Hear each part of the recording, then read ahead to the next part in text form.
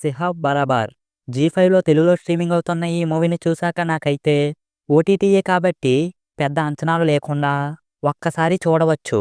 ఈ movie story line విషయానికి వస్తే రాధే మోహన్ శర్మ రైల్వేలో టికెట్ కలెక్టర్‌గా పనిచేస్తూ తన కొడుకుని పెంచుతాడు. ఒకరోజు తన బ్యాంక్ వడ్డీ లెక్కల్లో రూ. 27.50 తక్కువగా ఉన్నాయని గమనిస్తాడు.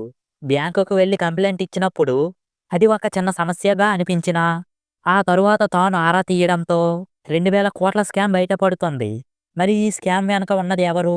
రాధేష్ శర్మ ఏం చేశాడు? చివరికి ఏమైంది అన్న విషయాలు మూవీ చూసే తెలుసుకోవాలి. సామాన్యులు తమ డబ్బుల విషయంలో సరైన లెక్కల్ని పట్టించుకోకపోవటం, అది పెద్ద స్కామ్‌కు దారితీసే పరిస్థితిని దర్శకుడు చూపించే ప్రయత్నం చేశారు. మూవీలో పాయింట్ చాలా బలంగా ఉన్నప్పటికీ ఎగ్జిక్యూషన్ మాత్రం అసలు బాగా కుదరలేదు. సీరియస్ కథను కామెడీ టచ్‌తో గందరగోళంలో పడేసింది. మాధవన్ తన నటనతో ఆకట్టుకున్నాడు. ఒక సామాన్యుడి పాత్రలో ఆయన లుక్, ప్రదర్శన చాలా బాగా పండించాడు. కానీ కథలో కొరతలు ఉండటం వల్ల ఆయన పాత్ర ప్రభావం తగ్గింది.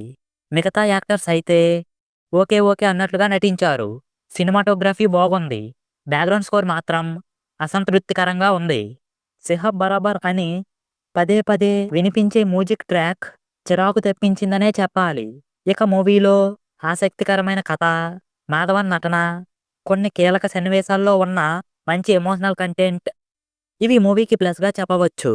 సీరియస్ కథలో అనవసరమైన కామెడీ, స్క్రీన్ ప్లే లోపాలు, క్లైమాక్స్ రొటీన్ అనిపించడంతో ప్రేక్షకులకు నిరాశ కలిగించిందనే చెప్పాలి.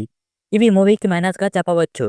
సో ఫైనల్‌గా సినిమాలో మంచి కథ ఉన్నా కానీ ప్రదర్శనలో బలహీనతలు, కామెడీ, సీరియస్ టోన్ మధ్య సరిసమానత లేకపోవడంతో కథలో ఆకర్షణ తగ్గింది. మూవీలో చెప్పే పాయింట్ కోసం అలా ఒక్కసారి ట్రై చేయవచ్చు. సో ఇది guys 'సిహాబ్ barber' movie review.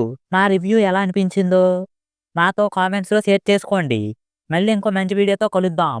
Thanks for watching. జై హింద్.